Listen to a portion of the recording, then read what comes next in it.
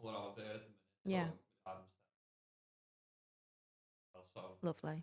for a few weeks, he's finished all his chemo now. Got another couple of weeks. Yeah. And then from there, whatever. Amazing though, he's got through it, innit? Yeah. He's looking better every day. Is he? No, so just and he's feeling guys and stuff, Yeah. which is good. Weight on, which Brilliant. is a big thing because, like, obviously before he was diagnosed. Yeah. Well, no, it's good. You know, I've like thought up with me, but I can imagine because it's starting to level out a bit. That's when then it hits you because you're coming out of your fight or flight, and it's because you've been running on adrenaline so much. It's that stop of the surge of adrenaline. You know, you live your life in adrenaline for so long, and then that it stops. It makes you so sick. And I had a meeting. It was a big meeting in the end of the week, and I know the guy as well. Like, I've known him for years, and I was just sat here like this, and I was chatting to him, and he asked me. He didn't even ask me a question. It was just something so random, and I was talking to him, and I was like, well, you know, I was like, what you want to do? And I'd gone. I just couldn't think of what I was saying. Like, really? it was just like, yeah.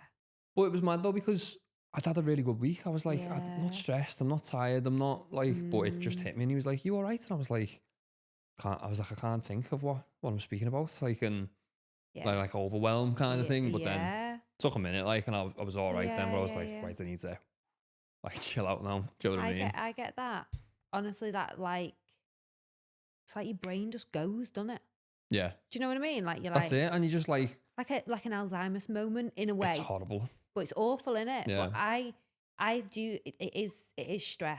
It's definitely stress, overwhelm, anxiety. And you know what? We don't realise running your own business, you're constantly you're always worried, aren't you? You're always thinking of something. But it's chronic. It's like you think it's just part of my life now. Yeah. And it shouldn't be really. Yeah. But Are you meditating yet? No. Do you know what me and Reece were talking about this yesterday? He was like, yeah, well, that's what, honestly, because I have to be honest, and that's what I said in my group this morning. I was like, I'll be dead honest with you all, because I've been on launching a program, and like, I've been in that work. I know what I get like when I go in work mode. I go into full on masculine, you know, come on, let's go and get it. But I've not been meditating, and I think that's why I lost my purse. Couldn't open the door. You know, all these things start happening, and it's because I'm not keeping on top of my own mental health. Yeah, and you have to fill up your own cup, kind of thing, don't you? I suppose. But it was mad because, like, obviously going to my mum, I was just like, go and visit her, and I'm talking about stuff, and then she'd be like, what are you trying to say? And I'd be like, I was like, it's gone.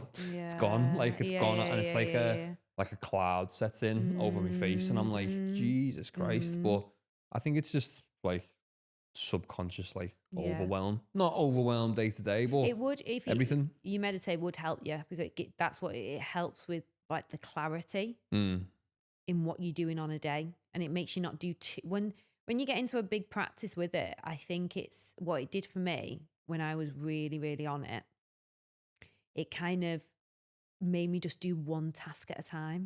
Yeah. And I could really focus on that task. And when that was done, I could move on to the next. Where when I don't meditate, I start multitasking. And that's when then I get a bit brain foggy. Yeah, I'm like that actually. I pick up a lot of different things and wonder why I can't finish a book or stuff like that. And you don't realise that is so related to stress and anxiety. Is it? Yeah. Yeah. Didn't know that. So you need to meditate. I know. I need to sort it. Like, I'm very aware of it though. I think that's the main thing. I've already made that. Which is great, because you probably wasn't aware of it. It's probably been happening for years, but probably not noticed it. Yeah, definitely. And I think it's like, it's one of those things where I need to just make the leap into it and do it. I've tried it in the past. Like, I did download, like before we started work, I downloaded Calm and all that, and I enjoyed it. Yeah. But again, like, it's just a habit. I think it's just getting up in the morning and going, right, I'm going to do that for the first 5 minutes when I get up. Yeah. You know what I mean? 5-minute meditation. Just, That's all you need to do. I was thinking about hypnotherapy, to be honest. Like, that was one thing I was thinking about, because I've done CBT in the past, and I know that was all about making the connections. Yeah. And I feel like I've already made those connections. I know why I'm feeling a bit like up and down, because obviously work, dad, like all that kind of stuff. So I felt like I didn't need that. I thought maybe hypnotherapy would help me deal with the anxiety around it. Yeah. Maybe. Oh, I can help you with that. Yeah. I was actually going to speak to you about it. Yeah, definitely. Because the thing is, when you have a session, it's like we'd go gently in, but then we'd find the source of where it started. And there's all just different techniques that we can do around anxiety. And honestly, the results my clients get with anxiety is incredible. It never cures it, like fully cures it, but it makes you more aware of it, and then you know what to do when it comes on. Yeah. I think I work well under the right amount of stress and probably a little bit of anxiety as well. It makes me deliver like a little bit better. If there's no pressure there, then it's like I've got no reason to get up and do things. Yeah. But maybe I'm just too far the other way. But it's interesting that, because I just think that's just like it's just a program that's been learned. Yeah. That you deliver that way. You could actually change it and not have as much stress in your life. Yeah. And deliver when you're a little bit more laid back, but it's just something that you've done and you've gone, oh, I've got results that way. So then that's why you continually work that way. Do you know what I mean? Yeah. I'm like that. I used to leave everything to the last minute, and still my programming, my subconscious mind is still the same, but it stresses me out. If I do things when I need to, it won't stress me out as much. Yeah. Do you compartmentalize everything like day to day? Are you good at like separating things? Like Reese is really good at that. He's really good with checklists. He's really good with that needs to be done first. No, I'm a little bit, let's go and pick here, and I'm bored now, so I'm going to this. But I think that's my dyslexia. I really think it's because dyslexia, apparently I didn't even know this is really connected to ADHD, because I thought, have I got ADHD as well? Yeah. But I was speaking to Holly, who came to our retreat, and I've just done an IPA with her. And she was like, it's so connected. Yeah. And dyslexia, when I do more research, it's like you get so exhausted with just even reading. So I think it's just the way my brain works, and that's why it flitters so much. That's why meditation is so good for me. I think that's why it was life-changing and really impacting on my life, because it made me then do a checklist, tick it off. Right. It's like made me more organised. Do you know what I mean? And building those like consistent habits, I suppose, is like the good thing, isn't it? Do you know what? I'm already recording, but let's just go straight into it anyway. But yeah, I mean, this will be cut into it, I'm sure, down the line, which we do anyway. Sometimes I talk, I'm like, do people get what I'm saying? Yeah, definitely. Yeah, like I do. Because I do go into that kind of. I struggle to language sometimes, when I'm like, oh, do people get it? Because obviously I've gone to that other level of it now. Yeah. I struggle to get me point across with things like that sometimes, that I feel like I understand and I know, but some people aren't subject to day to day. Yeah. Does that make sense? Yeah, so totally. you probably find it difficult to talk to someone about hypnotherapy, meditation stuff, who's never been around it before. Yeah. And look at you and go, if you just knew what you were missing out on. But this is where like mind and wellness was. And this is what I always need to remember. Mind and wellness was designed for the first step into wellness and not feeling like you didn't have a clue. So people step into it, and then now like our community has been going for 2 years. I can speak that language to them now. But then I always have to remember when we get new members in that they don't have a clue. And we had a new member recently, and she was like, you know what? It's just teaching me is to be kind to myself. I thought, isn't that lovely? Even that's just the baby step, isn't it? Like, but it still makes a big difference. And I remember asking you that, like, so just to give a bit of context to the reason of doing this today, if anyone's listening, whatever, if we decide to do it long form or whatever, we work with so many different people, and we thought, let's come in and just have a conversation where there's not like an end goal from it. Do you know what I mean? It's not to go out and sell something or whatever. It's just to have a general catch up, because I found half the time we meet with people, you end up having a big, lovely, long conversation. Then you go into the work and you think the conversation was better than the work that you do. And that's because it's just genuine. Yeah. And that's why we just set up where we sit like this and stuff. And obviously me and you, we've been working now just over 2 years. Over a year. Yeah, over a year. Over 2 years. Bloody hell. And you messaged us, didn't you? How long had Mind and Wellness been going from that point? So Mind and Wellness had been going over a year. Right, look at me with my maths. So it was it's been going 2 years, March just gone. So I've been going about... So it was Feb 23, you got in touch with us, wasn't it? Yeah. And it was so March 22. So we launched on the March 22, yeah. Okay, yeah. And what was it that made you kind of reach out to us for whatever you had seen that we'd done to sort of go like? I can't remember exactly what it was that I'd seen, but I noticed it was like this, the talking conversation, and I wanted to get mind and wellness out there more with like the content, to seeing what it's about, what's in the membership, and what I do. Yeah. I think it was a big step that for me as well, like, because I think I was still hiding away a little bit, like, because people knew that I was on Hollyoaks, and obviously my members knew that, and within the membership, everyone knows Gemma, you know what I mean? Yeah. Like, just who I am, but still the outside world didn't really see who I was anymore. They still see me as Carmel or Gemma on Hollyoaks. So I think that was it was a big step for me to go, okay, well, I've launched this business. It is working. I'm helping so many people out.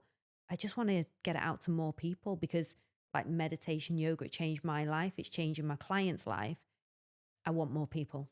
I want more people to see it, to try it, to ripple out the effect of how good it is. To start spreading the message a little bit more, I think. And I think we booked a call in, and I think we must have spoke for about an hour on the phone. Yeah. And I remember just thinking, and I spoke to Reese, I was like, I want to work with this person. I feel like we kind of know how to start. I felt like you got it straight away. Yeah. You got what mind and wellness was, because not a lot of people got it. Yeah, definitely. And I knew there was although I knew what it was, I knew there was a gap between how you bridge that from a platform to including you onto it. And I think that was the biggest thing straight away. I was hiding away at first, where I was just kind of going, yeah, this is the business, but not really. And I remember saying, let's get you on camera. Yeah. And that's going to be the most authentic. And I kept saying this word, authentic self. Like, people will always resonate more with the authentic self. We say that to everyone. Yeah. But it's so hard to make that initial sort of gap, like, or bridge that gap, sorry. And think when we were chatting, we had all these plans. And the first thing we did, we booked a shooting, didn't we? And we sat you down, and I just asked you some open questions, and one of them did was like 50,000 views, was it, on obviously on your dad and stuff. And I think that was such a big step straight away for the brand, just putting yourself on camera again, to be like, this is what I'm doing now. And it was kind of almost the introduction to a lot of people. There's 50,000 people there that have seen that and probably might not have seen you since Hollyoaks. Because I live it every single day, and within lockdown, I've built this community, and I've got the community and the ladies that are part of it, and I see them all on the live Zoom calls that we were doing. So I was like, yeah, everyone knows what I do now. And then I was like, oh no, people don't. But I remember actually, like, you just saying that, I remember it going out in the morning, and I was like, oh, what does everyone think? Did I come across okay? Because the world that I was in, you always had to kind of be perfect. Yeah. And as we're talking about this authenticity, like, that was the hardest thing for me, wasn't it? Just to kind of be me on camera. I'd go, oh, I'm on. Switch. Like, and a lot of people do that. Yeah. It was really, and it's something that I've had to learn, is just to be more authentic, to be me, and find out who I truly am. And I think people resonate more with that. Yeah, 100%. Like, I think the way it's progressed over the past couple of years, not just your brand, but I mean like social media in general, people see through the fakeness, the bullshit a little bit. Like, totally. I keep saying this to people all the time. I work with people and they go, oh, there's no big mad call to actions here and stuff. And I go, it won't work. That'll deter people away. I see people now and I go, that's good. Oh, they're selling me something, so yeah. And I think, what's the point? I used this example this morning with Reese, actually. Like, there's this guy that we follow in New York, Casey Neistat, and he does all videos, content creator. And he just posted last night a picture of some headphones. He was like, finally got my hands on a pair, can't wait to try them. And just tagged the brand. I ended up following it. I ended up reading through it, and I was like, what are they? I've got headphones, but if he, do you know what I mean? Like, because he wasn't saying like 50% off this and stuff. I do feel like that's where it's going to go eventually. Like, the kind of that, not influencer marketing, but marketing in general is going to become a little bit more subtle, because it's going to have to, because more people are are getting onto it a little bit. Yeah, do you know what I mean? And yeah, totally. probably going back to that first content, that obviously it's the first one, so you'd always have that thing of you post a lot of videos in the same stuff. Thinking back, we probably should have changed outfits a few times and stuff. Yeah. And you know, like you learn we did like a whole day of filming, didn't we? But yeah, I did just have the same top on, so people probably thought, oh, I've seen this one. Exactly, yeah. But that initial kind of burst of content has probably pushed the brand into different people straight away, and then you start collabing with the brand and that kind of thing. And how do you think that's kind of like kickstarted you? Because you've come a long way since that in a year, like 100%. Like, do you think you've kind of got more on board with that now, or more confident with it, do you think? Yeah, I'm more confident at being me.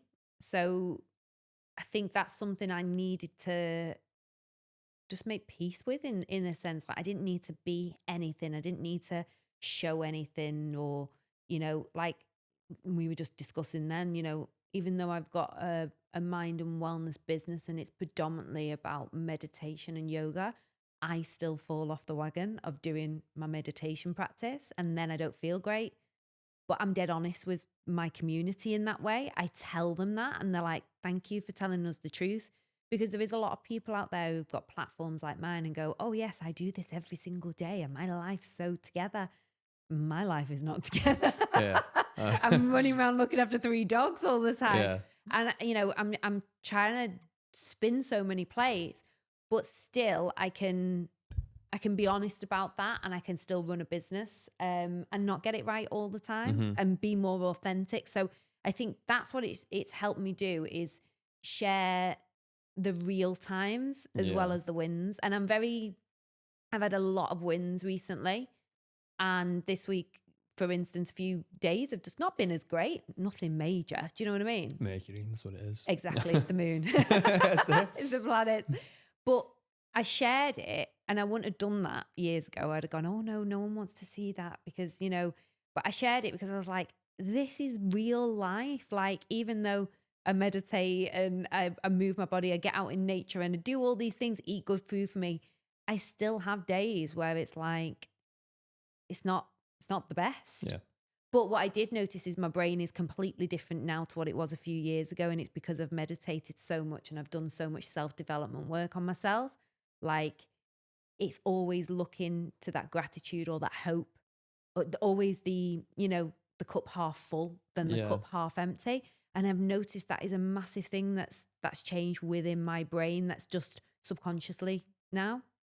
That's such a massive thing, though. Even that, just that perspective on stuff, on things, is like, that is such a big initial step to take, isn't it? And you'll take that with you forever now, I suppose, won't you? Yeah, and it's also like, you know, when it comes to work and that, I've always been a person, if I want something, I go and get it, and I will literally push and push and push to get it.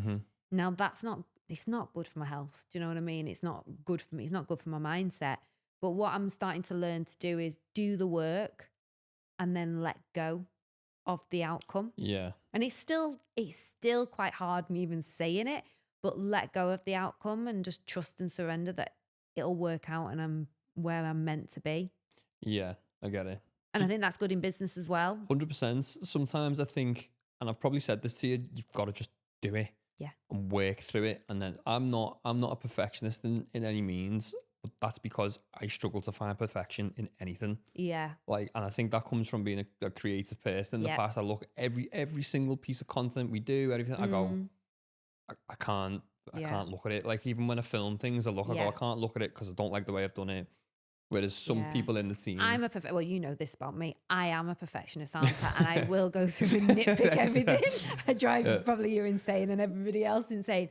But it is a part of me, and I quite like that part of me, in the sense that I think it's like I think it's very good because it knows that you're on it, but then you have got to let go at some point. It's good to have that balance. Yeah. And I think probably this is why it's worked well with us, because, like, for example, I think I told you, didn't I, about the event? I said, you just need to book this event. Like, the first, I said, you just need to do it and just go for it. 2 years. Exactly. I couldn't find the right space. So I was like, it's not big enough. It's not wow enough. So there's the perfectionist. When I was like, let's just go for it and just see what you can do. And obviously it wasn't perfect. You learn a lot from it, but that's the whole point. And you've done more. It was like now. the best day of my life because I was like, so the first one was at Lululemon and like, well, it was the best day anyway because we all got like 50% off leggings and got some free leggings at Lululemon. So everyone was made up. But what I love was all our members and community turned up, as well as some of my really good friends. Yeah. Like, it really showed me the support that I had around me. And I did, I nearly cried on the day, didn't I? I was like, oh my God, it's just like getting married again. Like, this is a day off for me. Yeah. And Leah, my friend, was like, all right, chill out, Jem. Yeah.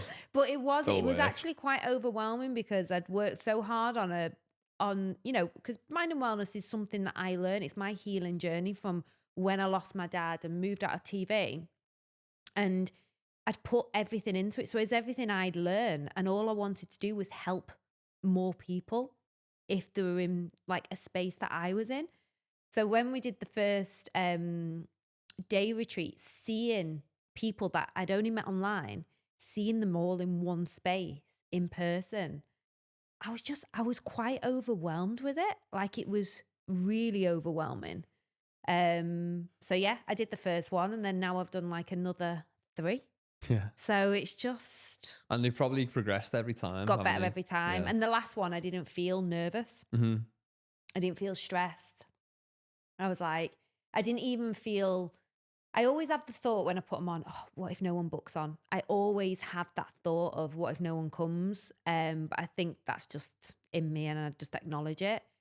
But I actually let go of that this time. Yeah. And then it sold out. It's funny, isn't it? I let go and it completely sold out.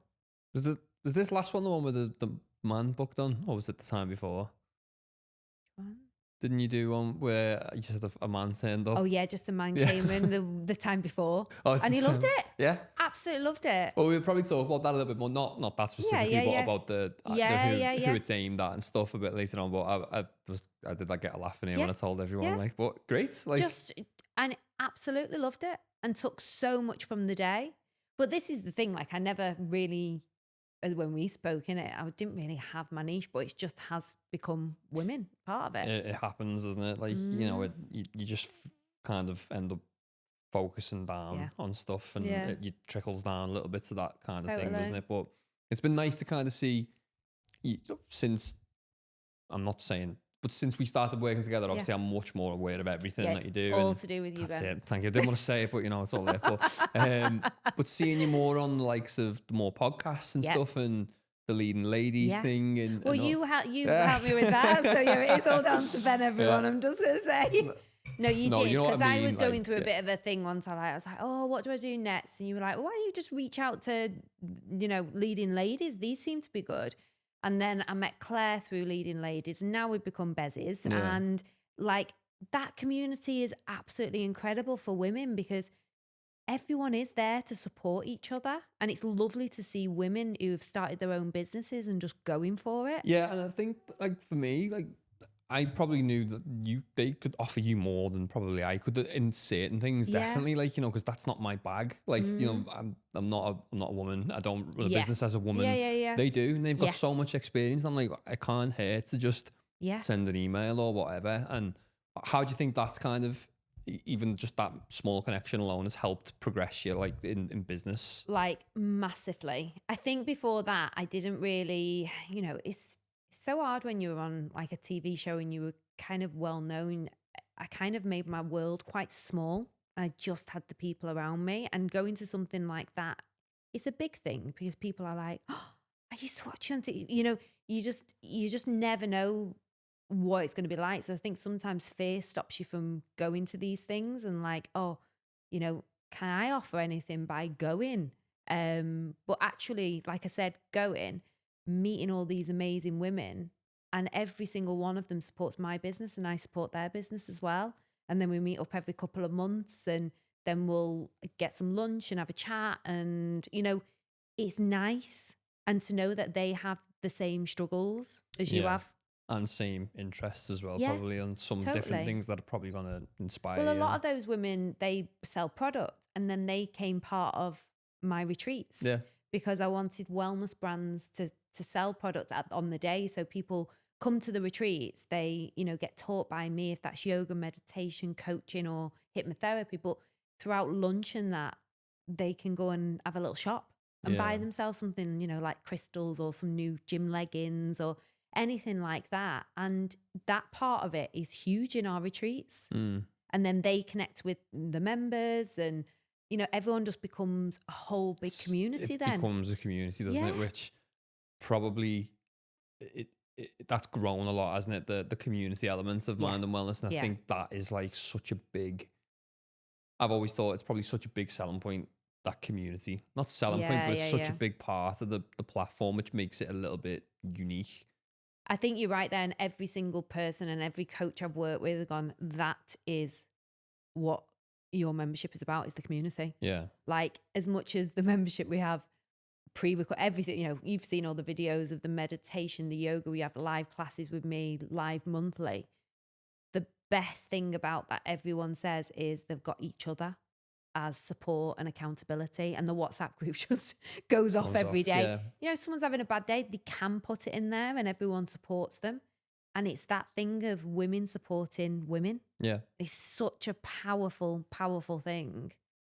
Yeah, I think, you know, obviously when people get to know the brand a little bit more, obviously you look at it and the services that you offer, you got like, you know, your yoga, meditation, hypnotherapy, coaching, all that kind of stuff. And people could argue from, if you tell someone that straight away, they go, well, I could get that on YouTube. Oh yeah, I've had that. Yeah, 100%. I've had that loads of times. But you're not a part of something when you do that. Yeah. And that's the key difference, I think, which people need to realise, is that that's kind of almost what people need more than the other stuff, than a stretch, like, or whatever it may be. But it makes a big difference. It is. And it's just like, and like I was saying, the part of the community, like, I am very honest, and I will be really honest about my life and how I don't meditate all the time, but when I do, I know I feel better. Yeah. So, and that's what they say in there, is like, thank you for being so honest with us. And yeah, the community, it's just but when I remember at the last retreat, I just sat back and watched everyone at the tables, and everyone had like 2 hours for lunch because they just wanted to sit and chat with each other. Yeah. And then the friends, and they'll meet up with, you know, their children and have play dates and stuff. And that's what I just think, that's what mind and wellness has give to people. Mm-hmm. Not just the meditation, the yoga, not me teaching them. It's gave them a community of like-minded women that will support each other. Yeah, and it's almost like the tools are the extra. Yeah, like the meditation and that. It's like, well, let's do this. Then like these are the extra bits to support all that. So let me just take it back then. Go on. Obviously, I should probably know this, but when did you start acting? When did I start acting? So I started singing first when I was about 6, 7, I think it was. I was in like a school choir, and it was my mum's best friend, who I was best friends with her daughter in nursery school. Oh, right, okay. And she said to my mum, Gemma, I think Gemma's got a really good voice. And Mum, what do you think? So she was like, yeah. So I started singing, dancing. We'd go dance classes together. And then from that, I progressed into acting. So I've probably been doing it since I was about 7. So you went from did you go from stage to TV? Yeah. Do you remember kind of like your first big job? When I say big job, I don't mean like the Hollyoaks or something like that. But do you remember like your first kind of where you think, well, now this is major. This now I need to kind of. Well, when I was a kid, I did like productions. So I'd always be within the theatre school. I'd do productions, and the first big job I kind of had was on stage was Goodnight, Mr. Tom at the Library Theatre. Oh, yeah. So they put a production on, and I went for open audition. Always remember, and you always have to sing Happy Birthday at these open auditions. Because it hits like different ranges of the voice. People can hear it. And I was such an extrovert child. Like, I actually go, oh my God, I can't believe I was like that. I'd wear like hats, colourful outfits. And I remember I sang Happy Birthday, and for some reason I was going, Happy Birthday. I'm doing this with my hands. And I remember the panel, this is ridiculous, I think I was about 9 at this point. I remember the panel just like laughing. And I was like, what are you laughing at? And I was just giving even more. I was really extrovert. And yeah, I got the job there from that open audition, because I just kind of stood out. They were just like, she's just funny and she can sing. So I got a part of like one of the children, and I did that within school as well. I think it was on for about 6 months. So that was like the big theatre job that I did when I was a kid. That like your kind of first taste of this is work. This is work, yeah. Like it was a professional job. Yeah. So yeah, that was like, I love that. And how old were you then? About 9, 10. Yeah, wow, that's young, that, isn't it? Yeah. You think? Like, yeah. I've been to like see some productions and things, and you see these kids and you think they're brilliant, and they're only like 4 or 5, some of them, and you just think, wow. It's just like you have to have, like, when you're that age, it's like having something else. And I do feel, looking back, and that's not me just going, oh, about me, but I did have a little like special quality. Yeah. I just didn't really care what people thought. I just did me. Yeah. And I think that kind of got took out of me throughout school and stuff like that, through bullying and things like that. So I think I dulled my sparkle down the older I got. Do you know what I mean? Is that down to performing, the bullying and stuff, do you think? Yeah, because I was different. Yeah. Like, because I would, like, when even in high school, like, I was always a nervous child, but when I was in high school, I got an amazing music teacher, and he would make me sing at every open night and stuff. And I remember I'd be so nervous. My mum would be sat in the audience and she'd be like, "You're doing a good job." I always needed like reassurance. Yeah, like, I always needed someone there. And he made me sing at everything to get my confidence up. And I couldn't thank him enough for it, because it really helped me. And then when I left then high school, I went to Sheena Simon College in Manchester and did musical theatre there. And then I just was I was the lead in most of the productions, because again, I felt like I got my confidence back. I've always gone through confidence, no confidence, confidence, no. It's always been like that with me all my life. Yeah. That's interesting, that, isn't it? Because people tend to ride that wave of confidence, and people get lost in that confidence a little bit, and you become too kind of big-headed about things. But I didn't expect it to be up and down. Yeah, like it's always been up and down. And then I did my musical theatre at college, and I met my acting coach there. So he was my head of year, Mark Hudson, and then when he left there, he left in my last year, and he set up his own Manchester School of Acting. So when I left college, my brother had gone to drama school, and he was just like, he didn't feel he got the best out of it. And he was like, go out and work and just go to classes and see what you can get. So I did. I went out working, and I started to go to acting classes, TV acting, because theatre is so different from TV. Yeah. I was very big, and trying to like bring that down. That's a craft in itself. Yeah. So I just kind of kept going to class, and just working really hard to try and get it right on camera. Yeah. So what was the gap between, how long was the gap between the stage stuff and all that going to camera then? Was the first camera job Hollyoaks? I'm just trying to think. Did I do anything before? I think I did a few adverts before. Right. Yeah, I didn't do any like acting adverts before. And then Hollyoaks. So I was 22 when I joined Hollyoaks, and I was at college, what would it have been? 17, 18, 19. Yeah, probably about 19 when I left. When you left? 18, 19, maybe 20 when I left. The acting school? College. When you left? My Oh, BTEC. sorry. Oh, yeah. So I did like a BTEC musical theatre. Yeah. So then I kind of worked for, like, thinking about now, I worked for 2 years and did TV acting, like outside of work. Bits, yeah. Yeah, so about 2 years I probably was like just going for it. And you were 22 when you started 22 when I joined Hollyoaks, yeah. And how was that as a 22-year-old to get that kind of... Do you remember one of my questions was going... Actually, I wrote down. I wrote a lot of questions down, by the way, but I've kind of got... I wanted it to be more of a conversation.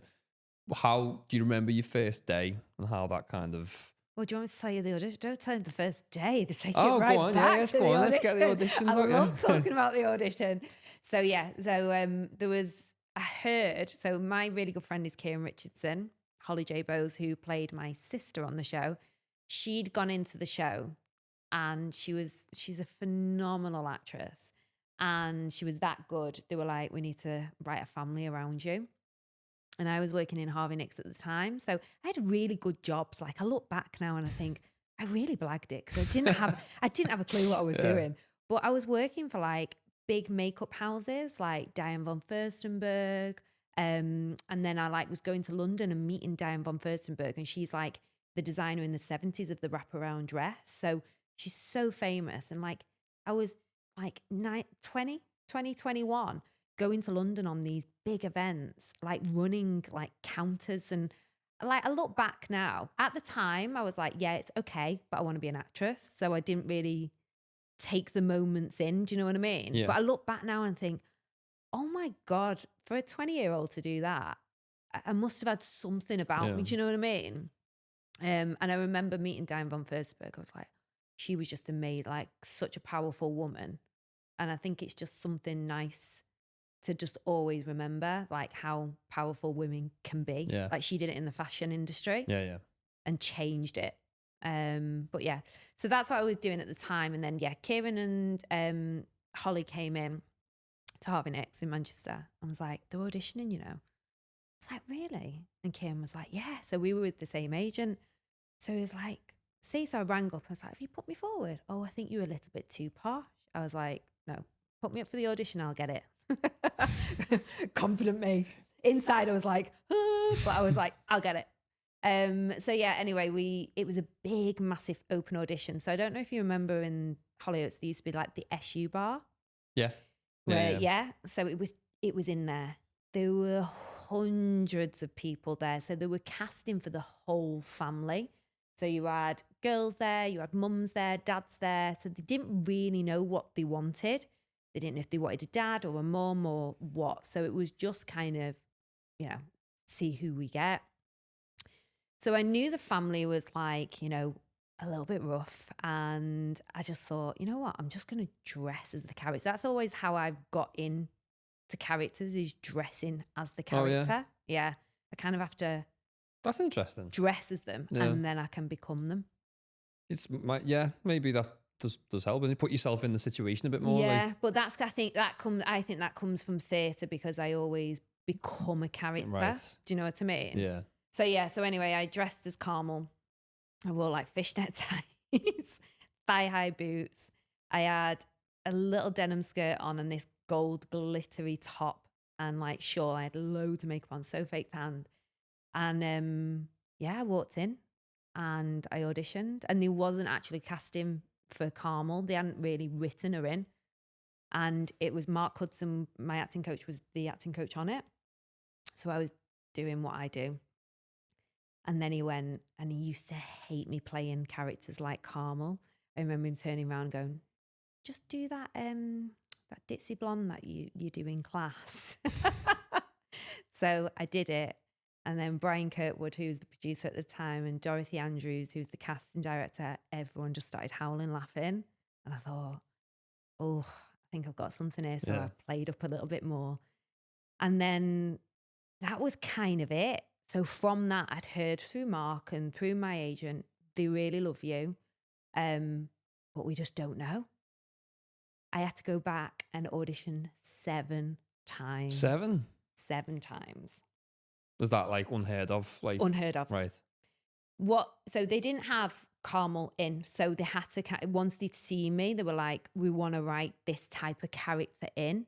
So I think that's why it took so long. It took like a 6-month process to write her in. So, but what was the concern is that I'd only be a comedy character. And then we had a producer called Tony Wood, and he was our exec, and he was like, but I just don't want a one-trick pony in on the show who's just going to do comedy. So I had to go back and audition for him. And I remember I had to strip all my makeup off. I just went in like a white t-shirt, jeans, and then I had to do like a serious scene.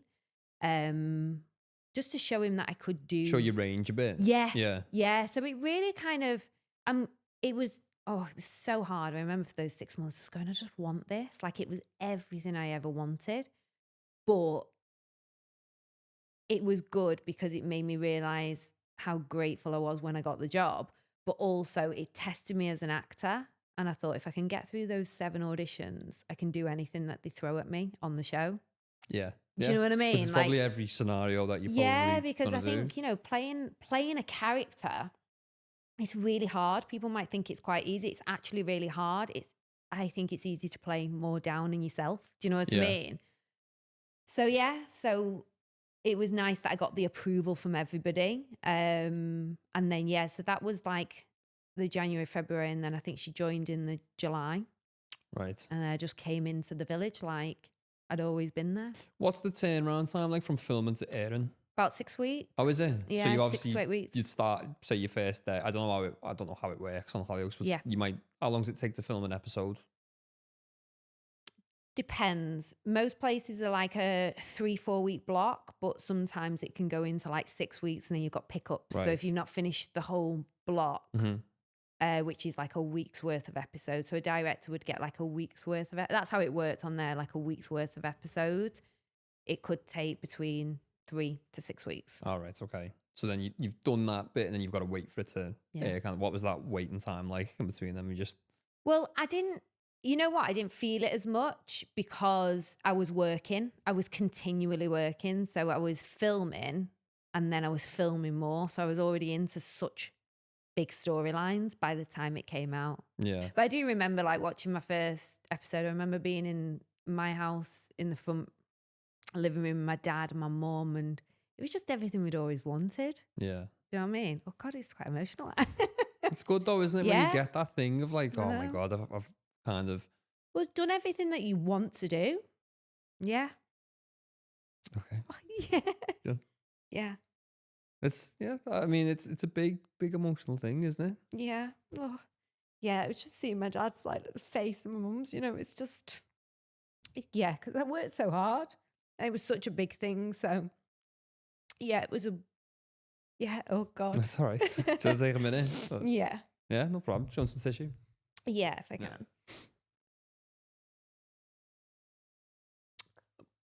Where I was kind of going with that, leading you into this, because you already kind of said it, where you were like, I just went straight into it at work. Yeah. But your life's changing at that point. It's such a big part. You're young as well. 22? 22. And I wanted it from being a child. Do you know what I mean? Yeah. So I always remember like at that age, I wanted to be on Hollyoaks. That was the only job I wanted at that time. It was like, it was huge. And it was like, I knew I could bring something great and have a good time there because you were around that same age group. Yeah. So when we joined, we all joined together, all the sisters together. So it was a big time, and so it was huge back then, you know. So it was like overnight you were catapulted into this other world that I don't think any of us was prepared for. You're becoming a star overnight, aren't you? A soap star, you know. It feels weird saying that because you go, oh no, I'm not, you know what I mean? No, but you were at that time, and for someone so young as well. Yeah. That's such a big... Yeah, there wasn't enough guidance. Yeah. There wasn't enough guidance for us. That's what I would love to do with the work that I do now, is like that help of young talent to help them with the impact, the change it has on their life, but also on the mental health as well. Yeah, because it's quite... Well, there's no one better to do it, really, is there, when you've been through it yourself. Totally. And I think that that's kind of where it was leading to, in that... You don't have to go into detail with Hollyoaks, but obviously working constantly, you know what it's like in that industry. Like, you know, I'm not in that industry, but I've been around it enough to know that it's just constant and relentless, and but also all the other stuff that goes with it. You know, the celeb stuff, the red carpet stuff, and all that, and it's constant, and then boom, you hit a bit of a wall, don't you, at this point? And how many years had you been doing it to the point where you were like... It was probably about year 6 that I just was a bit like... Sorry to interrupt there. At this point, you'd never really looked at... Had you done any work on yourself? Yoga, meditation, anything like that? No. Not really. I'd done yoga. Yeah. So before I got Hollyoaks, I was actually doing yoga, and I was going to do my yoga teacher training with the teacher I was with at the time, but I got Hollyoaks. That's all I ever wanted. So I was like, yeah, I've got the job, I've got the dream. But no mindfulness. No mindfulness at all. No. So you were almost kind of forced into that a little bit, the mindfulness. You had to do it. Yeah, I think, well, it was about year 6. I was feeling like the character was just repeating quite a lot of storylines. It was quite hard in the sense, it was, the environment was quite hard. That's as much as I'll probably say on it. Yeah. It was kind of quite hard, and there was a lot of, he said, she said, that sort of thing around, which it can happen in anywhere. And I just felt like, you know what I mean, the appreciation for longer cast members kind of wasn't there as much as well. And yeah, it was about year 6. I was starting to get a little bit itchy feet, and I was like, I've got to think, I think I was about 26, 27. And I was a bit like, is this going to be who I play for the rest of my life? And I think I felt like I was growing as an individual. And I think when you're playing a character that you joined at 22 in soap, they never grow up. They stay the same age. It's so bizarre. And I just felt like there wasn't space for me to be me. And I think when you're playing a comedy character and she's fun every single day, it's one-dimensional. Do you know what I mean? So I just didn't feel like there was space for me to grow. And then, so my dad then passed away very, very suddenly. I was looking at other jobs, and my granddad had passed away. I just got married, the Monday, we'd come back from our honeymoon. My granddad had passed away, so we were sorting out funeral and stuff. And then my dad passed away on the Saturday. So, yeah, it was really, really tough time. And and I just was like, I took a month off. And I just thought the easiest thing to do was to just go back and play her. Really? Just jump, because that's what you know. That's not comfort, but that's what I think is the... It was just the easiest thing to norm, to kind of carry on with life. And back then, like, grief wasn't spoken about the way it's spoken about today. No. I remember going back into work and people go, "You're right, yeah, fine. I just did that. Well, do you know what? It's funny though, because since only through speaking to you, I'd never heard of grief mentioned in the entertainment industry. Yeah. Really, you hear about like singers passing away or something like that, but you never hear about like people, and everyone goes through it. Like, but it's never a raised thing, is it? No. Because the industry can't stop. It can't stop. Of course, it can't stop. It's that, innit? Well, like, I always got told, you never ring in sick. You've got to be dying on the floor before they send you home. You know what I mean? They have to send you home. So it's that sort of mentality. Like, you just got to keep going on the treadmill. And I just couldn't do it. Yeah. But I did. I carried on for 2 years. And stupidity. Can I say that word? Stupidity? Stupidity. Or stupidly? Yeah, stupidly. That's it. Stupidly. I think when my dad died, I was a bit like, I want to do some other things. So I'd signed up to do splash. I didn't even like water. Yeah. I didn't even like heights. But I wanted to do stuff. I think when someone dies really suddenly, you suddenly want to like face every fear that you've got in your life, just to know that you're still alive a bit and go, I can do this. I can do it. So yeah, I did that. And, I was training for that in constant fight or flight. And then I was still filming, and it just got too much. You reach a bit of burnout or something. Oh, massive burnout. Yeah. And I was just like, I just don't think I want to do this anymore. Yeah. And I did want to grow as a person. And I just thought, if I stay here, I will be here forever. Mm-hmm. And I'll be unhappy because I won't be fulfilling my potential as an actor as well. I'll just be doing the same storylines. I wanted to see what I could do as an actor and a performer. Yeah. But yeah. And you probably not still, but you were young enough to want that change as well. I feel like 30, it's definitely. I thought I either leave now or I stay, and you can't really do it a little bit older. You'd always look at people you mature so much between the age of 20 and 25. Yeah. Now, I think sometimes when you're a bit older, I'm speaking like I'm fucking middle-aged man here, but just from because I deal with so many different people and like so many different situations, and I've worked with a lot of kids in the past, and they tell me about mum and dad, and you just notice patterns and things. But if people haven't already started to do that early on, it's much harder to change from 40 to 45, from 20 to 25. You become so much more emotionally mature in those early years, if you want to be at that point, than you are at those older years, maybe. Do you know what I mean? Agree. I know I'm not going to change my nan on whatever she said. Do you know what I mean? What she's talking about or whatever. But someone who's similar age, I can probably get them to think about things a little bit differently. So doing that at that age, I'm probably not obviously going through trauma and that kind of thing has kick-started you into this next kind of big change of your life, which it did.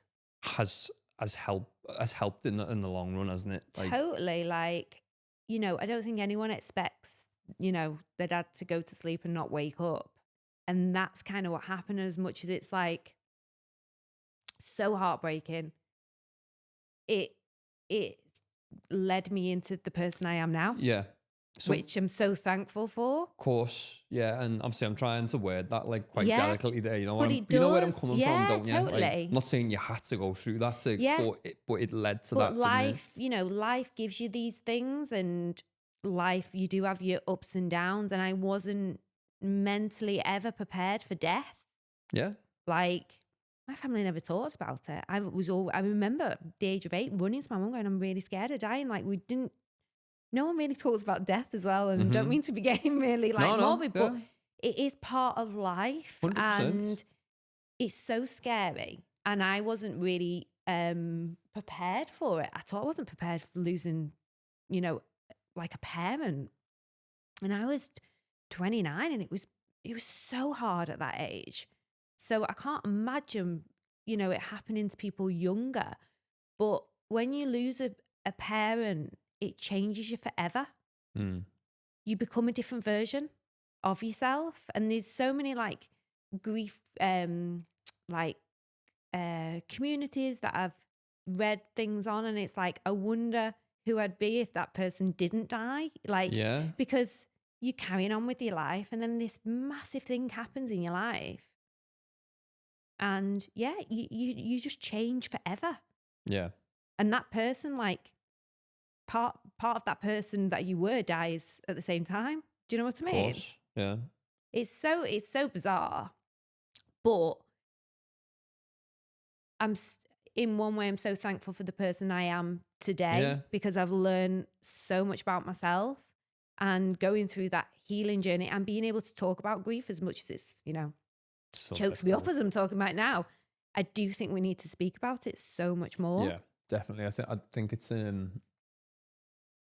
I can be perfectly honest. Yeah, I'm fortunate to not have gone through it. Yeah, to any and I touch wood like absolutely every day.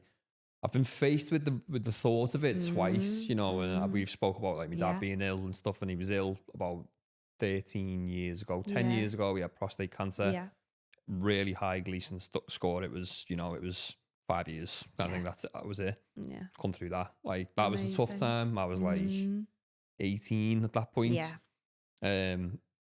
Then obviously last year, lymphoma, and it was kind of like, Jesus Christ, do you know what I mean? Like, but again, it was we were running constantly, and that forced me to sort of stop and go. And everyone noticed that changed, like completely. Me demeanor had changed, like me intensity with work had changed, and it now going through that made me sort of appreciate, because I was very positive about it. It was very, no, it's great, we'll come through it, don't worry about it, it's all good. I was kind of the voice of reason. Yeah.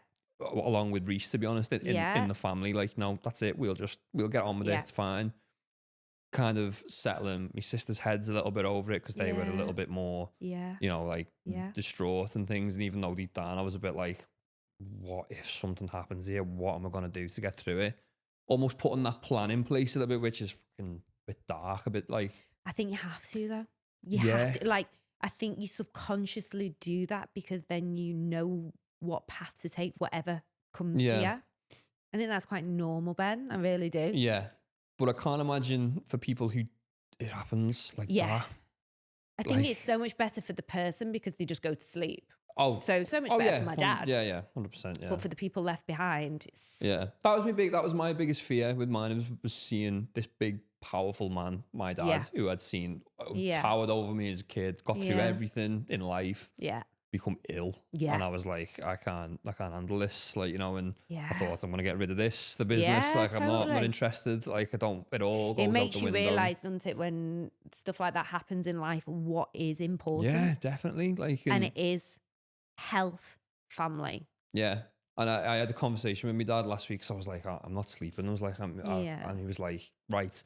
He's phoning me every day. He was like, you sort that out. He's had insomnia for about 40 years, my dad. Like, it's always struggled with sleep, puts it down to business and work.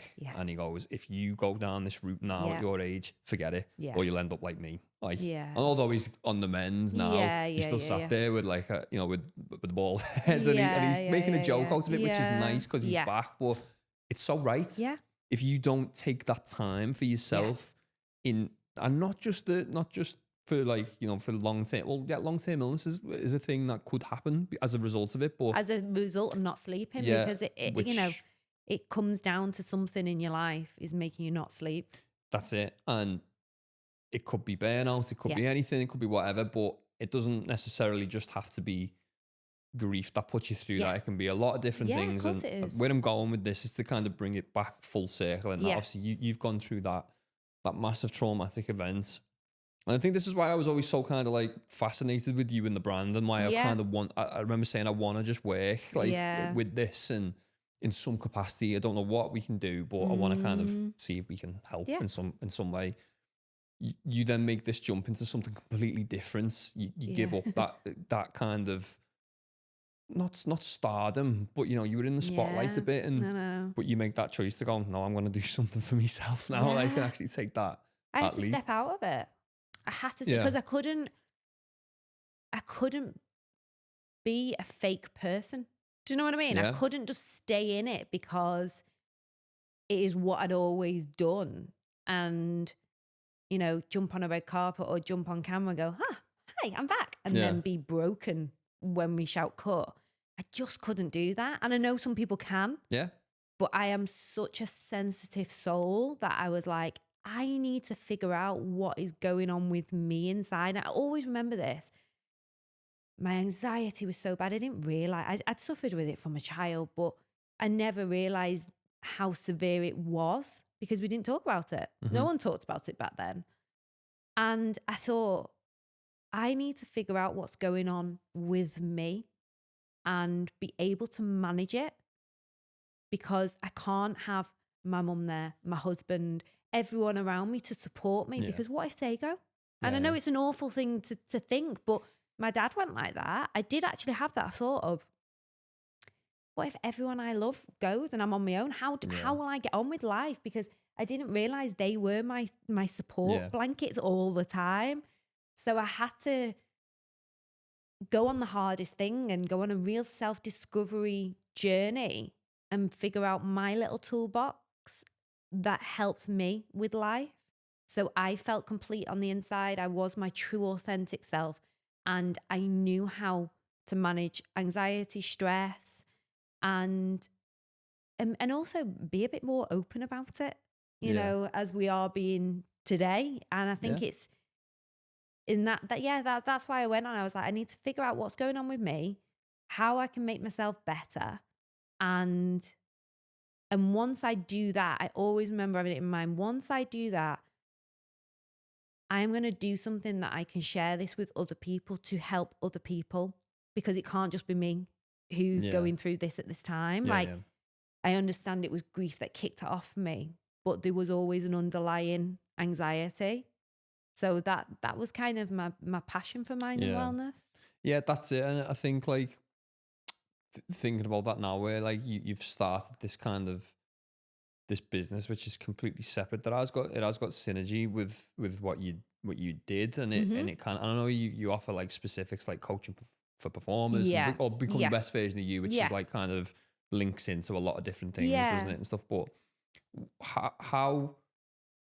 what would you say is the biggest kind of reward that you get now from coming from that industry to go into something where you're directly helping people now? Like, what would you say is the biggest reward? Oh, so we've just had quite a few new members coming in recently, and the messages that we're getting in the WhatsApp, just like, you know, Gemma popped, well, not particularly, Gemma popped up on Instagram. I'd got out of my meditation practice in COVID, big life change had happened, and I couldn't get into my practice. Joined Mind and Wellness within the space of what I think this lady's been in 2-3 weeks. She's feeling so much better, so much more positive. Everything in life seems to be flowing so much better, and she can't thank me enough. And she's got Gemma in her pocket. That's what she said. She said, I know I've got Gemma in my pocket and to support me wherever I am. And she just joined Become the Best Version of You as well, because she wants to level up again. And it's just like hearing things like that. Or I've suffered from anxiety all my life, and I don't get any physical symptoms anymore. And I know when it starts to come back, what I need to do, like to feel better, to look after myself, fill my cup up. You know, a lady saying, just, I've learned to be a bit kinder to myself and have a bit more empathy for myself. Like, when people say this, I'm like, oh, this is why I do it. Because sometimes you do go, it's business, and am I doing enough? Have we grown enough? Are we, you know, you have all those things, you know, website, and you have all those other things with it. And then you kind of go, that's why I do it. And this lady I'm speaking about, I actually messaged her today and said, thank you for reminding me why I do this. Yeah. And it's that. When you get messages like that, it's just like you're changing, the platform is changing people's lives. And this is through meditation, through my meditations. And I'm like, wow. But it's what you've done. You change it through meditations, and do you ever look back and think you see a bit of yourself in some of these people, what you were going through? Totally. Like, just that feeling lost and not really having a community. Do you know what I mean? Because like you said, I was in a bubble. Yeah. So all my friends were there. And when you step out of that bubble, people forget you really easily. It's like you don't exist. And that was a real hard thing for me as well, because people that I thought was like such good friends, you get forgotten about. But it happens in soap, and it's, you know, this doesn't matter. It's just what it is. But can happen in life, that though, as well, can't it? Like, yeah, not and it's like when you step away from a version of you. So I was a version of playing Carmel. I was a version on the red carpet, and I liked to go out a lot and stuff. And then I did become more, you know, my world got smaller, and you're not that going out fun person anymore. You kind of realize you lose friends, you lose people around you because you're not in those environments. Do you know what I mean? Did you become more content though? Oh, massively. Yeah. Get me at home with a broom, my dogs and my husband, and that's it. I'm happy watching a box there. Oh my God. Like, it's just like, that's my life. I love that. Yeah. And to be honest, most people now are like, oh yeah, that's what it is. But you can imagine this happened like 10, where everyone is now, this happened 10 years ago for me. Yeah. So it's like I remember me going on my yoga teacher training, going from obviously a bubble to going to Morocco with 26 people I didn't even know. Like, I didn't even have any friends outside the show. Everyone was like, have you lost the plot? But look how huge wellness is now. Like, everyone wants to do wellness, wants to do yoga, meditation. You know, 10, 11 years ago, everyone was like, what's she doing? Yeah. What is she doing? She's just like going out and partying. Like, what? Oh, she's gone a bit weird. Do you know what I mean? Like, that was what I was getting. Yeah. You know, it's funny because, you know, you get even the press.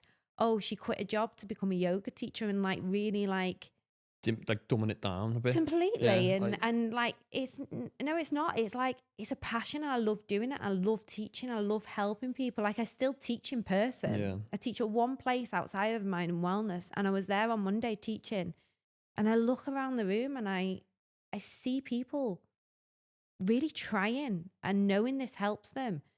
And I'm like, this is what I'm good at. I absolutely love teaching. And what I do with yoga now, I bring life coaching into it. So when we're in postures, I talk about the mind. I talk about how we relate the postures to things that happen to us in life. Yeah. And it's really powerful. And I absolutely love it wholeheartedly. But when you read stuff like that, you're just like, oh, go away. You know what I mean? It should be she quit the job to fulfill what she wanted to Yeah, do. and Like, to be that's happy. who she is, to be happy to become her best version. and to Like, help other people. Yeah. But you know, it's the things that you have to take along the way. But I don't think we should have to take it as actors. Like, there's a lot of actors at the moment who have took a stand because we all have to have other jobs. Of course we do. You can't just be in a job and then live off it for the rest of your life. Like, we've all got to earn money and pay our bills.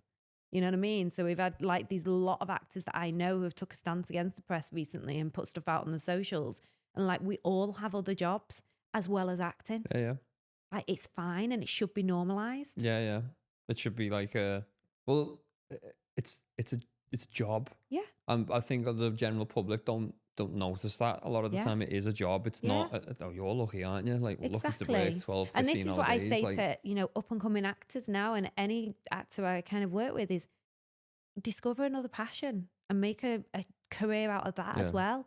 Have something running alongside your acting career, because otherwise, when you're just acting, it's stifling. Yeah. Acting's fun. We're creative. We're playing. Once it becomes a job and you're earning a living from it, that's when sometimes it can become, you don't become a good actor that way, I don't think. Do you still push this coaching for performers? Is this still a thing that people can sign up? Yeah, to be honest, since I've just gone and done choreo, it's kind of ignited something in me. I want to work with more performers and actors, like noticing how nervous actors are, how self-doubt. It's a real common thing that runs, because the amount of rejection we all have to take, it gets to most people. Yeah. Well, we're bringing it to to choreo, obviously. Yeah. We'll talk about Man and Malice a bit more and stuff, but are you still all right for time? Yeah, fine, yeah. You mentioned I wasn't allowed to say anything, but you told me, didn't you? A while ago, don't say anything. I was like, don't say anything, no. But obviously, I know, Corrie, you've wanted to do that for years, haven't you? Yeah. And you didn't get it a few times. Yeah. So Corrie's been on my vision board for 10 years. So when I left Hollyoaks, my aim was to be in Coronation Street. Like, that is I love soap. I love acting on soap. I love the fast pacedness. I love the fact that you cry in 1 minute, you're happy the next. It is like, when I left, I realized that I need more therapy because I'm not doing I'm not doing that. It's just a really great way for me to release my emotions as well. Yeah. Like, to be an actor, you've got to be able to bring it. So my emotions are like there on my, my sleeve. So I was like, I'd love to be in choreo. Like, it's just an absolute dream. And yeah, it's been on my vision board for 10 years. I'd auditioned 4 times and didn't get it. The last time, my husband walked into the kitchen and I was sat on the chair, like hyperventilating, crying because I didn't get the job. And he was like, this is not good for you. And I was like, I know, just let me have my moment. I'm just devastated. Yeah. Absolutely devastated, because I felt like I'd done a really good audition and I sent in another option as well. Okay. So I did one way of her playing the character, and I was like, well, actually, she could be played this way. So I sent an email and then sent in a second self-tape and didn't hear anything. So I was like... Is that character still on the show now? Do you know? No. Only came in for a few episodes. Oh, right, okay. But it's just funny because this is how much I care, about my craft and characters, and I'm just like that with everything. But again, I sometimes I go, I over try, but like I always say, maybe I give 150%, and maybe that 50% is a bit too much sometimes. Like, I maybe might annoy people, but it's just because I'm passionate. Do you know what I mean? You get to do it, but what you've just done there is great. Again, going back to what we said at the beginning, be honest about it. You didn't get it, and you broke down a little bit, and that's okay. I cried after every audition I didn't get, and I thought it was me, and I'm a terrible actor. I'm never going to get anything again. I've gone through all that. Yeah. And then, I remember looking at my vision board about December, because that was it. I went for a drama, got a recall. It was October, November. This drama came out of nowhere. I remember you telling me about that, got a recall, which I've never done a recall on Zoom. It was so bizarre. It didn't come on with all the people there. It went flicking between people. So I was like, maybe I've not done a good job. It's maybe me. But I just kept looking at the green light, and I don't think it's the best way to do a recall really through Zoom, like, because you're not in the room. But anyway, I did it and I didn't get the job. So again, this time I slid down the cabinets in my utility crying. And I'm not being dramatic. I did. I literally was like, because I felt like I was ready to act again. But then after I didn't get that one, I was like, no, don't want to do it. Done. And I think I probably say, no, I don't want to do it because I was just so heartbroken from rejection. Yeah. Because you do take it as you. You think it's because of me. But it could be just someone's got a different colour hair to you. Possibly, or the other person looked like I had to be a mum of 2 teenage children, and maybe I just didn't look old enough, you know, because I still look 21. So I didn't get that one. I was like, right, October. I was like, nah, I don't want to do this anymore. No, I'm not gonna try. And then I watched Fool Me Once with Michelle Keegan. Oh yeah, okay. I know Michelle. I did brass it with Michelle. And I watched Fool Me Once over Christmas, and I took some time off of work, took about 3 weeks off, and I was doing my diploma as well in coaching. So I'd worked through a lot of deep stuff. And I took some time off and watched Fool Me Once, and I was like, I think I want to do this again. Like, reignite the fire. Yeah, a little bit. And I had a chat with him, and he was like, if you want to, go for it. I was like, yeah, I think I really want to. So I'd messaged my agent in the January and said, you know what? Yeah, I think I'm ready now. Like I said, I've worked on a lot of deep stuff, and I had like a shadow of like in like coaching world of, I think in my subconscious, I just didn't feel good enough. Right. I think that's just what it is. I have this whole thing all the time that I just don't feel good enough. But because it was in my subconscious mind, I don't think I was very aware of it. So it was impacting everything I did. Okay. Yeah. But because I become aware of it, I was like, well, I am good enough. And I can do this. I just need to work hard. So now I think I was aware of this narrative that's like going through my mind all the time. And the fact that if I don't get something, it could not be to do with me. So anyway, when it come to January, my agent messaged me and was like, oh, there's an audition, self-tape in your inbox. And I was like, oh, okay. Looked, Corrie. I was like, oh my God. I was like, okay, don't get excited. Because, that was it. I looked at my vision board in like the December, and I was like, I'd seen my Corrie banner that I've got on my vision board, and I was like, just don't think it's ever going to happen. Just don't think it's ever going to happen. I'm okay with that. I'm all right. I actually made peace with it, I remember. And when I seen it and then seen this email, read the script, and I was like, I absolutely love her. She was a bit more like me. You know what I mean? Like she was strong, but she also took the mickey out of herself. There was a bit of fun. And I always said if I played a character on soap again, I'd like it to be a little bit more who I am. Yeah. So I was like, the authentic self. Authentic self. There you go. Which took me a long while to get, and you helped bring that out. And yeah, so I did the self-tape. And yeah, so I will be really honest about it. I'd worked with the director before. I messaged him and said, do you want anything specific with the character? Like, I've got the self-tape in. I'm thinking this, but is there any notes that you want to give me? And he was like, he went, that's amazing that you've messaged me just to get that like, you know, to ask those questions. I was like, well, I'm thinking this, but anyway, I'll do the self-tape and see what you think. So yeah, and I worked actually with an acting coach this time he is an acting coach, but he's a director and writer and producer of like feature films. And when I didn't get the last job, he actually messaged me and said, next time you get an audition in, message me and we'll work on it. That's nice. Yeah, it was. So I booked a few sessions with him. And I think it's quite good because I think sometimes when we're doing it with our actor friends, we make it bigger and bigger and bigger. So working with somebody who's on the other side of the camera, I think it was the first time that I felt like I'd really done a scene where I settled into it. Wasn't thinking of the lines.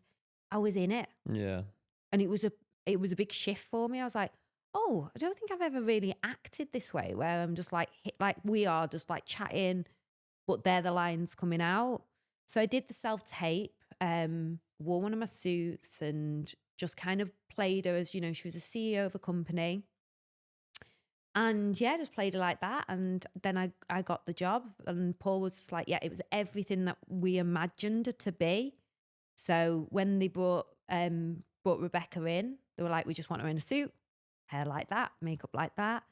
And yeah, I went in and did, I think it was about 3 days of filming, and it was just amazing. Best experience. Yeah. It was over your birthday as well, wasn't it? Yeah, it was on my 40th. Yeah. What a birthday present that is.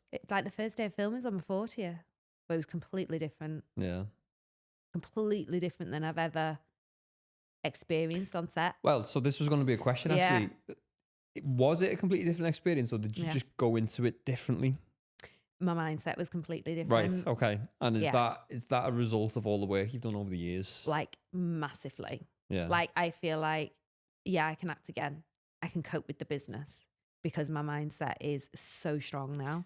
And I think what you've just been saying, and in that segment, like, you having that internal dialogue with yourself going, am I good enough? Am I this? Am I that? Mm-hmm. Again, shows that life's not all plain sailing. You're gonna have those bits, aren't you? And this probably is probably a big part of the well, I know it is actually part of the membership, and that it's okay to have these days and stuff, but you've got the tools now to go into things. So you have those doubts and things day to day, as we all do. Mm-hmm. We all go, I don't know whether I can do this. Maybe it's not. Maybe I can make peace with it. Maybe I'm fuming with it the next minute. But then you go into it and you go, actually, because of all the stuff that I've been doing in the background, when I'm doing it, I can appreciate it more. Totally. And the fact is, I'd done the work. So I knew how to act. This is the thing that I don't think a lot of actors get.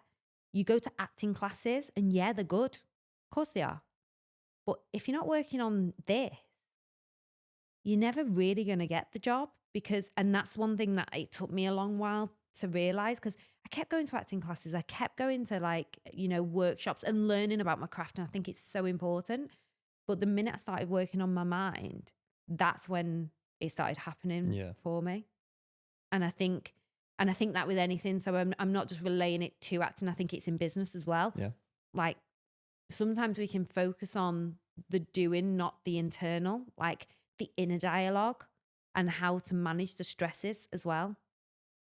Yeah, I think that's probably where I'm struggling at the minute, is the doing, not the looking at the other stuff. My role's changed there and stuff over the past year, definitely. Yeah. It's benefited the business more, definitely. At the minute, it's not probably benefiting me the best, but it will do once I've built those foundations. Yeah. It's almost like you do a bit of hard work to begin with, and then you reap the dividends down the line, isn't it? But it's again, it's a journey that you're on. It's a journey, and you learn. And like we've spoke, if you took half an hour out and did 10 minutes meditation every day. Half an hour, Jem. We're going to get the half an hour back. How much do you scroll on Instagram? Oh my God, bad. Exactly. Yeah. So this is the thing. Like, I'm guilty of it. Yeah. I'm shocking. I'm on it all the time. And it's hard when you've got a business through it as well. You know what I mean? Because that's where the connections come in. But if we can do that, if we can take half an hour, 10-minute meditation, going outside for a walk in the day, you would feel better. Mm-hmm. And imagine someone who isn't subject to these types of conversations. A mum or something, you know what I mean? And because obviously I mentioned this before, but the platform is primarily aimed at women now, isn't it? And that was the question I asked you once. I think I said, who's this for? I know. I was like, I didn't even know. Who is this for? I was like, everyone. I was like, is it though? Because it is for everyone. It can be for everyone, isn't it? I know the platform would benefit you so much, but the community is women, and I'm not sure you would feel comfortable in there, and I'm not sure they would feel comfortable with men in there. Of course. You know what I mean? But you've kind of identified that now, and it's not just for women, but it's for people who are just taking that step in. I think that's the point where we were at to begin with. I was like, is this for people who I think I sent you a voice note saying, is this for people who are seasoned in this? Is this for people who've never heard of it? Is this for people who are dipping the toe? It's definitely for people who step in, but then this is where now the membership too is going to take you even deeper. And that's why I am bringing in this, like, not separation, because I can imagine everybody who's in this now will upgrade. It's a progression. It's a progression. Yeah. So that's going to have more hypnotherapy in it and more coaching in it, live and recorded. And I think once you've done like the foundations, then you progress to that. Yeah, I think you're ready for it. So leading on was going to be kind of where are we going with it? What's the next thing? And I think hopefully it's interesting to people because we're working with you on it. Yeah, and like this is just as honest as the conversation's going to totally be. And at the minute, we're still building those foundations to begin with. And I know from a content point of view down the line, once we've got those foundations and things are easier to manage and things are easier to maintain and things like that, it's going to be a case of, right, we can push all these different things now and progressing these members from level 1 who have dipped the toe in, but now they're in it and they go, right, I want more now. How do I get more? Actually, there's a lot of other things that I do as well. Hypnotherapy. I didn't hear the hypnotherapy a year ago. But you know, like it's something that I'm definitely interested in now. Oh, it's been life changing for me. It's just amazing. And imagine how many people. Well, you were here listening to the pod, weren't you, with me and Sharon? How amazing it was for me. Yep. And the people that I work with, it's just been life changing for them. Yeah. So we can't ignore the results. Of course, and I'm lucky to be surrounded by people who are in that world, like you know yourself and Mark and everyone I work with, even because Mark, like I noticed Mark language now is like speaking so direct to the subconscious, the program, and I'm like, yes, I absolutely love that he's speaking like this, because this is what we need to be learning. We need to be learning that we run on programs that have been built between 1 and 7 from our family, the people, our caregivers, grandparents, and this is why we do put ourselves last on the list, because we've learned it. It's in our DNA. It's in our subconscious. Yeah. Because back then, no one did look after themselves. No. They just worked, looked after the family, and that was it. But we live in a completely different world now where we're on all the time. So if we're on with all our phones and laptops and stuff, so we never get that downtime. So that's why people are burning out. Because years ago, they'd finish at 5. That'd be it. They'd have the tea. Sundays, shops would be closed, wouldn't they? So people would have a Sunday off as a family day. We don't have any of that now. No. So this is why people are burning out so much. And people probably, we're lucky we're surrounded by this, so we know we're familiar with this way of thinking. Yeah. A mum of 3 in a job who haven't got a community like we've got around us might not be aware of any of this. Totally. And this is where this comes into those people. It's beneficial to everyone. And I know that, like, that's why I'm on board with it. Like, you know, and I kind of want to help push that. Some people, I think, some people are too niche. It's not for them. It's not, I know this can help. Like, there's a big gap where people need help, and I know this can help them. I think it is, like, it's exactly what you said. Like, some people are just unaware of why they're feeling so tired and snappy and run down. And it is because they're just not giving themselves that time, because they have got children, they've got partners, they're running a house, they're working full time. We can't do it all. No, definitely not. You know, and anyone who says you can, I don't think you can. Something's going to drop. Something will give. And generally, it's always yourself. You know what I mean? That's it. It's I was watching The Royal Family the other day. Complete segue. There's an episode where, did you ever watch The Royal Family? Years ago. There was an episode where Barbara has a breakdown. Oh no, I've not seen that one. She's crying in the kitchen because she's just had enough, because Jim's just sat on the couch and she's answering the door, making the brews, doing it, and she's very much the fixer in the family, like, you know, does it all and stuff. And I can't believe I'm going deep on The Royal Family here, like, but no, but this is where TV is so good, because it shows like things like real that, life stuff, real life, and that's what. And she has a breakdown, and he goes, "That's that bloody HRT, isn't it?" Or whatever. Like, well, that's what I mean. Women got blamed for all that, but it's Yeah. because women do so much. It's just like, not having a go at men, but men do just go in and sit down and get on. You know what I mean? Yeah, definitely. Women we're always on Cooking the go. the tea, like all that, and that's the nuclear family kind of thing and whatever. Totally. But it's interesting though, like, and it's not that was 20 odd years ago that coming out, like, and hopefully it's shifting now, you know. I think it's hugely shifting for women, and, you know, people just respecting what women do. Yeah, 100%. Like that's the way, it's the norm. Like for me anyways, hopefully as a younger person, that seems like the norm now. Yeah. Probably wasn't back then. So then, not to ask the cliche question, but where are we going? Like, what's the... With what?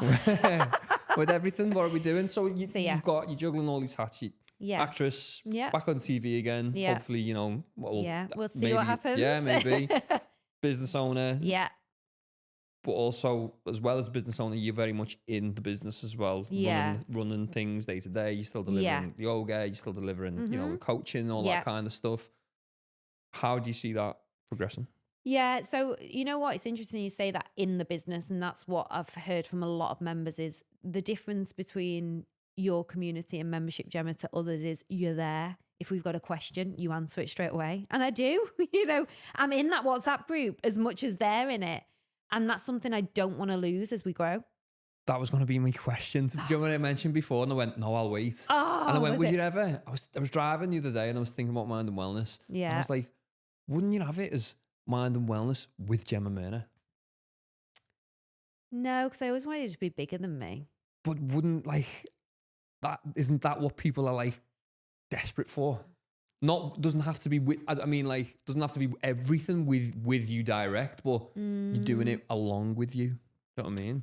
Yeah, I know what you're saying. I thought I was like, I just love mind and wellness. Do you? I just think it's cool. It works, but I was like, oh, I wonder whether I could like maybe swing that in there. Like, I just had this vision of like mind and wellness, and then like signed with Gemma Merna. I know. Well, that was the pod, wasn't it? Yeah. Like, yeah, that was it. Yeah. So I'd love to get some of the community members on that, but they're going no at the moment. Some of them, but it's just like, I really care about every single person. Like, every single person in there, I know their life. I know what they go through on a day-to-day basis. Like, because most of them have done, you know, programs with me. They've done one-to-one work with me. So as I grow, that is something I don't want to lose. But I know as I grow, it's going to get harder. I think that it'll change from probably where you've got everyone in a group chat to saying, you might have to go, once it scales, obviously it's impossible to be direct with everyone. Yeah. But more events where you go and you speak and you're chatting to people. Well, that's what I'd like to do. Like, the retreats really work. Yeah. They really work. Like, getting everyone in a space. And I've realized that, like, being in there with everybody, like, oh, it's the best feeling. So I'm definitely going to be doing more retreats. I want to do overnight ones as well. Because, like, when we finished our last one in November, I was like, guys, wouldn't it be lovely just get our jammies on now, our slippers, and have a cup of tea and a chat? And everyone's like, I know. And that's the sort of, you know, that's what I'm like with my community. Do you know what I mean? So that's the next thing I'm trying to progress to and work. But again, there's a bit of fear there. Like, will anyone come? Yeah. You know, I've already had these thoughts in my head, and I'm thinking, I'm just going to do it. Do you know what I mean? Because I think it'd be lovely, like an overnight one, all the teaching, but then we go on a nice walk. We do some like candlelit yoga before bed and meditation. Next day, I have some gorgeous food. Yeah, I just think there's, you know, could do cold water, that sort of thing. So I need to just find the right venue. Yeah. And I'm thinking like maybe September time. Oh, nice. That. Oh, so that's soon, yeah. So. Yeah, that's if I can find somewhere. Yeah. I think you will, definitely. Yeah, I think I just need to give it a little bit of attention, because I've just launched Become the Best Version of You, and we're near enough sold out on that. Yeah. So that's my 3-month group coaching and hypnotherapy program. And that's like 2-hour calls with me every other week, check-in forms, accountability me on WhatsApp again. And this is for people who have got like a goal, or you know, and that could be anything. It could be a business goal, it could be a fitness goal, it could just be, I want to look after myself. And in 3 months' time, you want to work through things like fear, authenticity, vulnerability, trusting that you're in the right place, and also manifesting, but also letting go of the outcome. Everything I've learned really through my experience of getting to Corrie.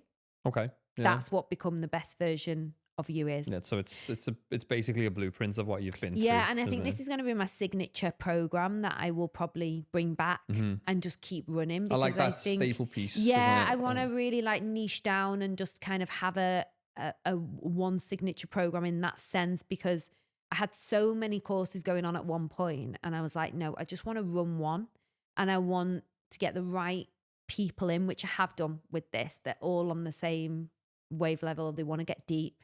They, they're ready to make change in their life. And this program is all what I've learned and, the blueprint of what I've done. And I think it can impact people, because I think it's, how many times do you say, I want to do that? But 3 years go by and you go, not had the courage to do it. 5 years, 10 years. I don't want people to regret things in their life.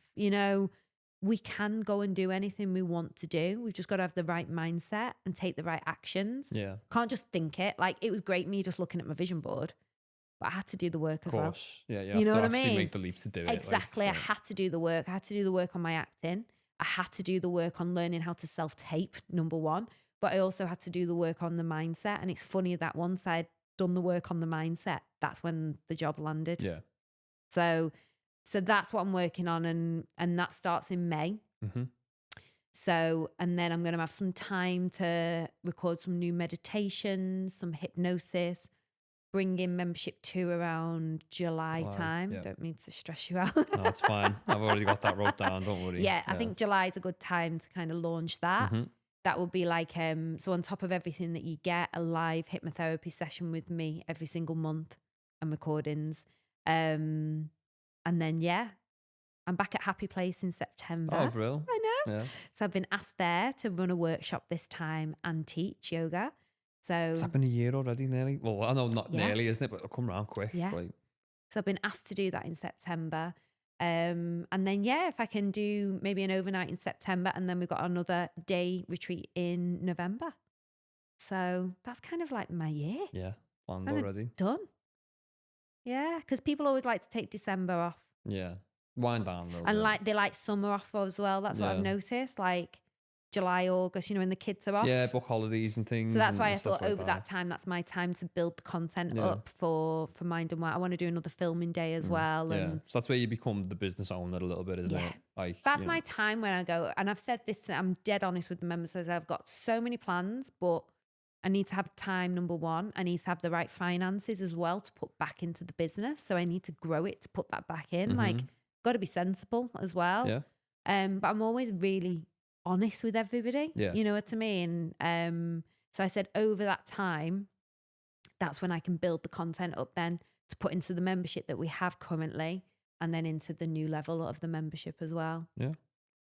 So it's building well, isn't it? It's exciting. Like, it's really exciting. I'm loving seeing it grow, and I haven't even directly had like an input, like, as much as probably we did a while back. But it's nice to still see it progressing. The momentum's kind of building a little bit, and I don't know. Obviously, there's plans to do more filming and stuff like that, and things. And I'm excited to kind of see where it's going to be in another 12 months. I know, that's the thing, because I think like when we bring the membership 2 in with the hypnotherapy and more coaching, I think that's going to have a massive impact on people's lives as well. Do you know what I mean? Because I only know at the retreats as well, like we always finish off with hypnotherapy and a sound bath, and people are like, oh, amazed. That is just life changing. So I can't wait to bring that in to the online space as well. Yeah.